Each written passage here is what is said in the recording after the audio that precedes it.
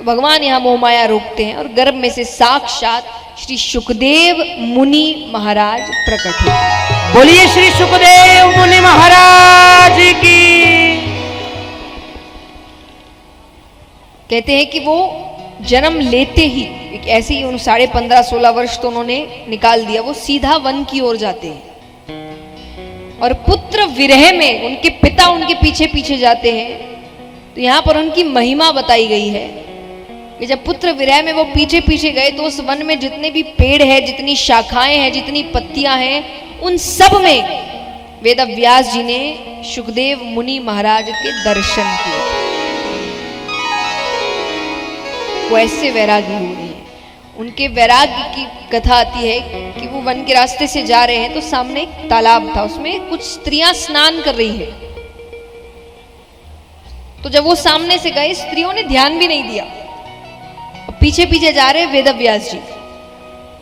तो वेद व्यास जी को देखते ही वो अपने कपड़े ठीक करने लगे। तो उनको अटपटा लगा, तो उन्होंने कहा कि मैं पिता छोड़ो शायद तुम्हारी दादा की उम्र का हूं।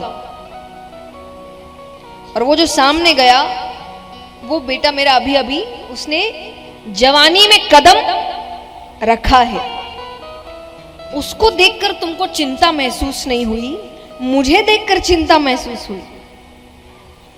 तो स्त्रियों ने बहुत सुंदर तरीके से उनके वैरागी होने का वर्णन किया। वो कहे कौन स्त्री है, कौन पुरुष है, कौन बूढ़ा है, कौन जवान है, ये आपकी मेरी दृष्टि में है।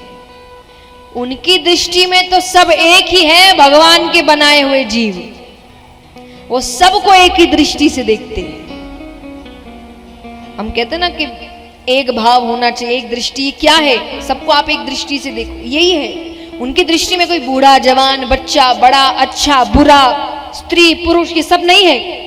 वो एक ही दृष्टि से सबको देख रहे हैं। तो उस स्त्रियों को उनको देखकर इतना फर्क कि उनको पता है कि उन्होंने शायद ध्यान भी नहीं दिया होगा, लेकिन हमारी आपकी दृष्टि में इतनी बातें हैं कि मैं बूढ़ा हूं, उसने जवानी में कदम रखा है। तो वो ऐसे वैरागी हुए और वो ऐसे गुरु हुए।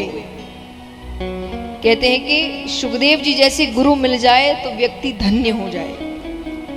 7 दिनों में राजा परीक्षित को भगवान से मिला दिया था, सिर्फ 7 दिन।